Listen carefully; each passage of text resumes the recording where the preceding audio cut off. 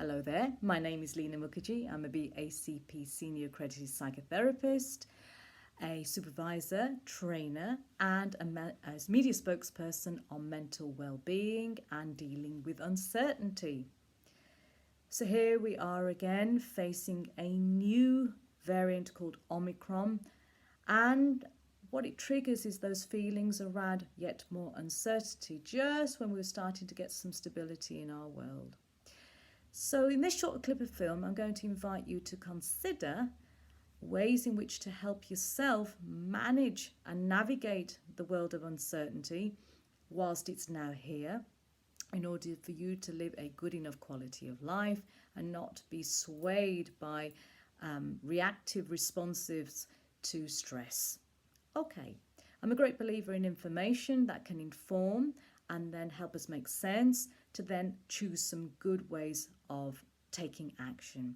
So first of all, simply becoming aware on a philosophical level and attitudinal level that accepting that change is now the certainty can go a long way, because that can then empower us to notice then how you're feeling in response or even reaction to uncertainty. So noticing if you're sad, feeling anxious, feeling worried, feeling frightened, feeling angry, and then noticing your behaviours. How are you acting that out in everyday life? Are you snapping at people and getting irritable and frustrated over the most minor things? Are you noticing you're tidying up more to feel you've got some structure in your life when there is uncertainty? Are you withdrawing a little bit more from life, not making social contact as easily? Or just noticing there's a slight sense of hum in the body, feeling that there's an on-edgeness. Okay, so noticing how you're feeling, noticing how you're reacting to uncertainty, can you then decide, hang on a minute, what's my self-help strategy?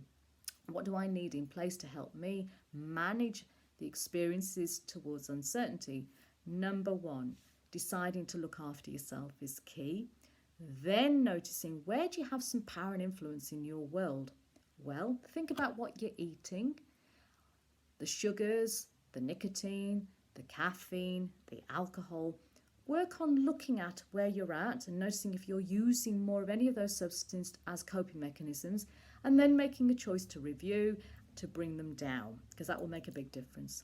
Secondly, exercise. So getting yourself out, walking in the fresh air can make a big difference to burn up some of that adrenaline that's maybe pumping, and actually just makes you feel better to be outside, walking at pace, to get moving.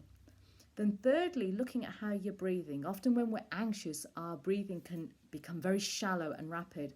So I'm going to invite you to slow down, to really slow down, to then be able to notice your breathing, heart starts to calm down, and you will begin to feel better. So those are some things you can do. Also making sure you get good sleep or taking measures to improve your sleep.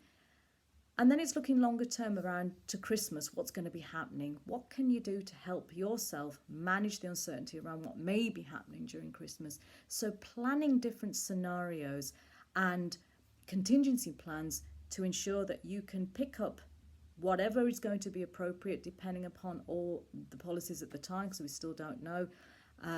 But the fact is you're taking responsibility now.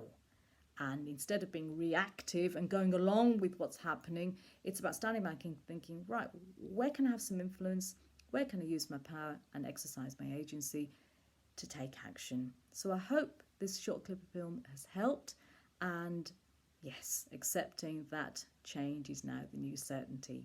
Stay well, keep safe. Thank you.